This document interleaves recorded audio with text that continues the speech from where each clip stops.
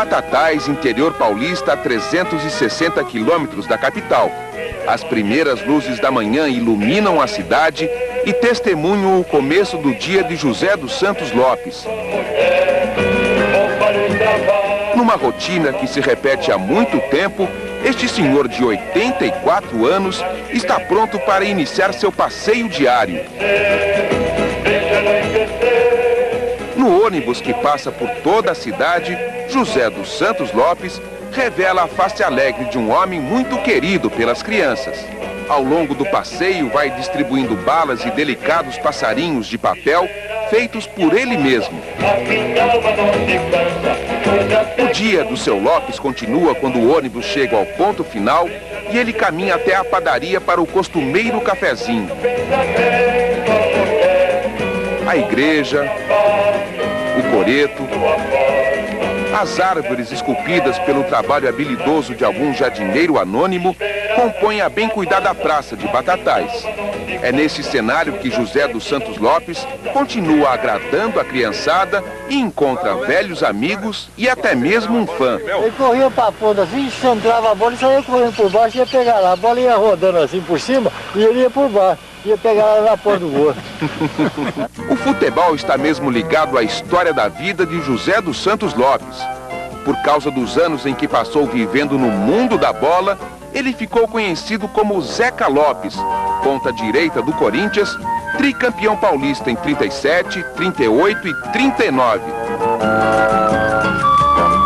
Mas a cidade de Batatais se encheu mesmo de orgulho do seu filho quando Zeca Lopes, junto com mais 21 jogadores, foi representar o Brasil na terceira Copa do Mundo de futebol.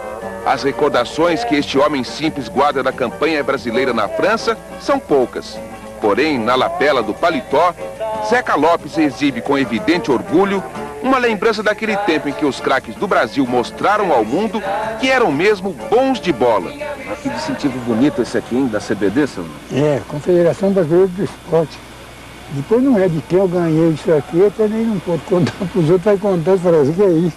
Lá no Rio de Janeiro, me deram para mim a Zira Vargas, filho de Getúlio Vargas. Para mostrar ao mundo toda a sua qualidade, o Brasil enviou à França a melhor seleção que poderia formar. Foi a primeira vez na história das Copas que os dirigentes brasileiros trataram o campeonato mundial com seriedade. Isto começou a acontecer em 1937. Naquele ano, a Confederação Brasileira de Desportos Amadora se uniu à Federação Brasileira de Futebol Profissional. Da união, o futebol brasileiro encontrou o caminho da paz. A pacificação permitiu que a seleção tivesse uma preparação para disputar a Copa. O técnico Ademar Pimenta convocou os 22 melhores jogadores e durante um mês eles ficaram treinando na tranquila Araxá, em Minas Gerais. Quem guarda boas recordações daqueles 30 dias na cidade mineira é o veterano jornalista paulista Ari Silva. Como repórter do Diário de São Paulo, Ari cobriu os treinos da seleção e também o começo de uma nova era do futebol brasileiro. Foi a primeira concentração da história do futebol brasileiro para uma Copa internacional. Não somente a Copa do Mundo, como também para os campeonatos sul-americanos, que nós já tínhamos participado, e como Copa Roca, mas essa foi a primeira concentração efetiva, foi de 38. Aquele mês que você conviveu com os jogadores da seleção brasileira em Caxambu, produziu muitas reportagens para você, né? Você se recorda de uma que foi a melhor que você tenha feito naquele período? Foi a chegada do Leônidas. Porque o Leônidas foi convocado, ele tinha casado e não se apresentou no dia com a delegação. Então, o jogador, o Pimenta queria começar, o Ademar Pimenta queria começar o treino e espera o Leônidas. Até que o Leônidas, não, vocês não começaram a começar, não sei o que lá. Até que foi dito que o Leônidas ia chegar. O Leônidas chegou. Ele chegou como um rei. Tinha um trem Pullman ligado no último carro da composição da aviação sul-mineira, ele sozinho sentado, ele e a esposa, desceram. Então, essa foi uma reportagem que mereceu um destaque, né?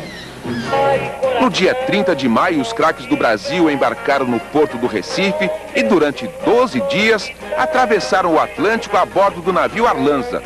Quando chegaram na França, encontraram uma Europa perto de atravessar a fronteira da Segunda Grande Guerra. A Alemanha nazista já havia anexado a Áustria que a Espanha se dividia com o sangue de republicanos e falangistas. Mesmo com o cheiro de pólvora no ar, os torcedores franceses estavam entusiasmados com a Copa do Mundo e receberam com festa todas as seleções, especialmente a do Brasil, um dos favoritos do campeonato.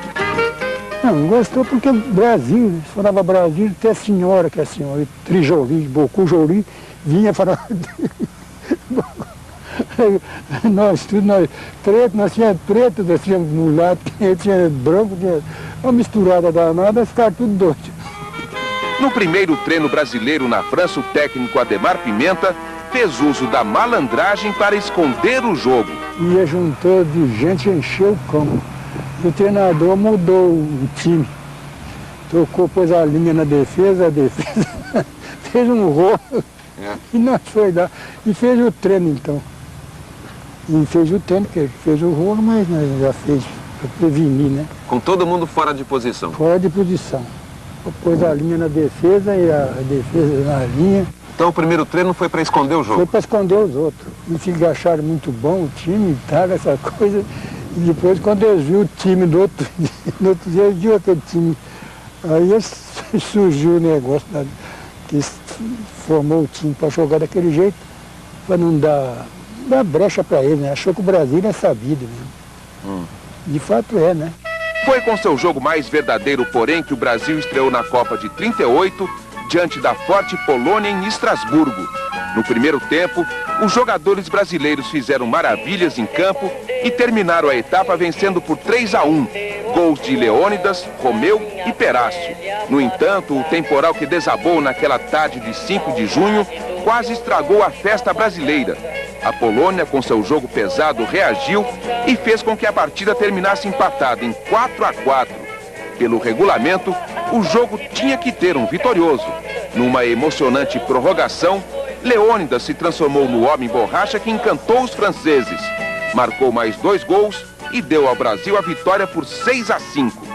Acontece que nesse segundo tempo, um campo pesado, com a chuva que caiu, barro, acabou a chuteira ficando na boca de jacaré. Descolou a sola da parte superior. Eu não podia ficar com aquilo. Então tirei e joguei fora a chuteira e comuniquei ao técnico para arranjar uma chuteira.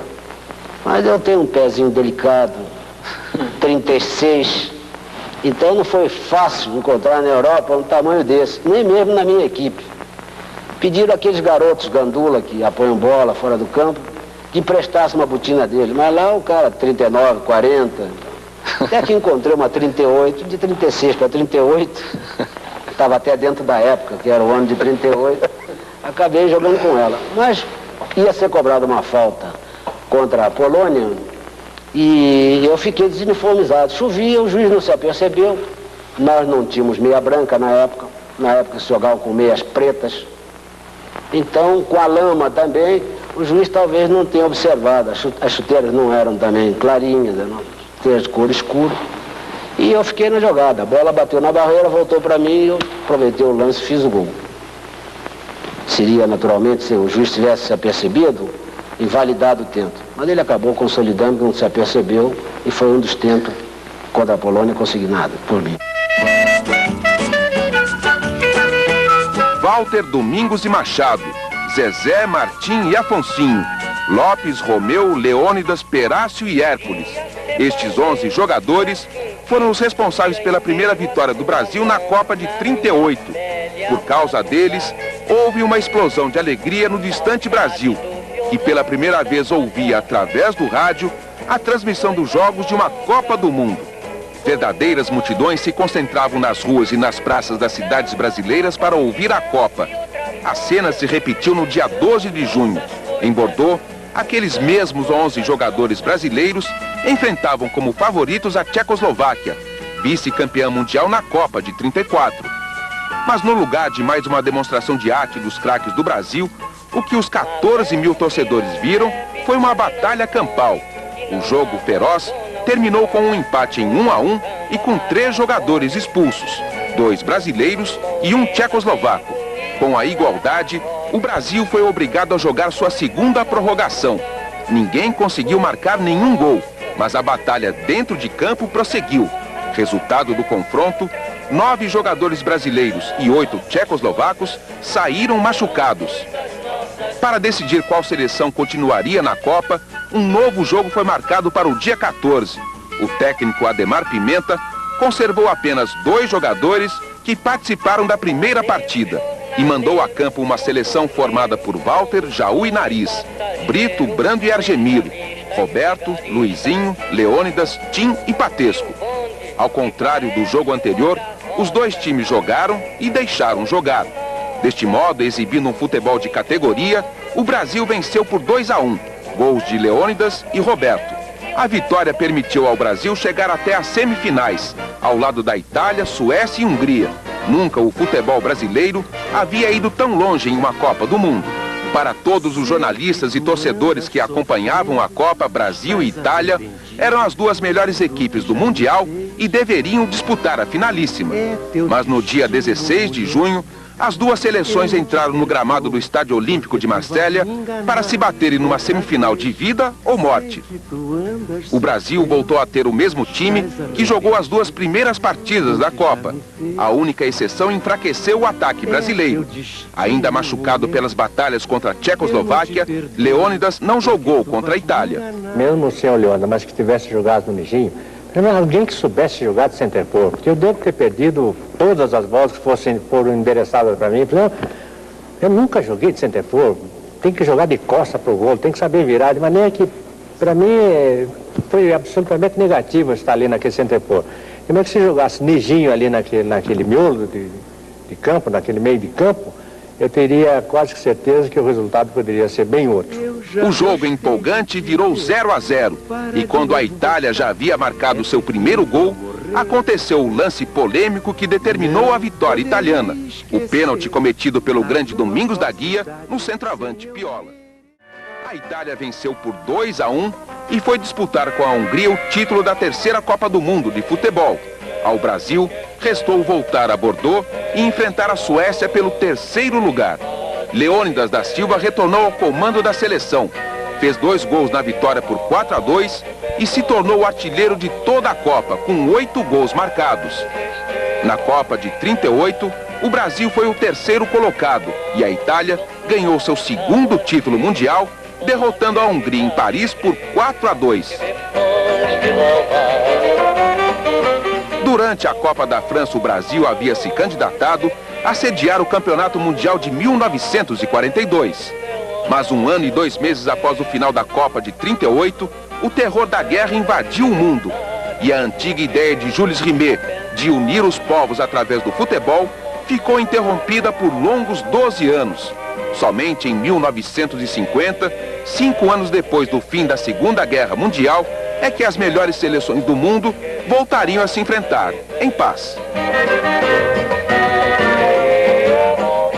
José dos Santos Lopes, que hoje passa a vida distribuindo sorrisos e alegria para meninos e meninas de Batatais, é um dos remanescentes daquela seleção que brilhou nos gramados da França.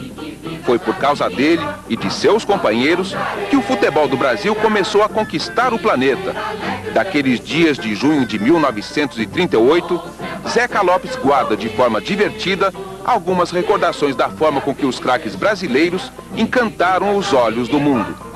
Tem hora que eu lembro uma porção de coisa, depois passa para a cabeça, não é possível de lembrar. Quando eu não quero, às vezes dá certo. Na idade, viu? Igual a gente pode, até isso eu já estou podendo falar. Já tem uma certa idade aí, eu lembrava tudo e falava tudo. Agora tem hora que eu não lembro, você pergunta, eu falo que não posso falar nada, porque eu não sei. Depois eu ponho aquilo na cabeça, quando eu vejo, eu falo, gente, como é que eu fui? Fala pra mim mesmo, como é que eu fui não falar, pois é assim, assado. Viver alegre hoje é preciso, conserva sempre o teu sorriso, mesmo que a vida esteja feia e que vivas na avenida, caçando a pirão de areia.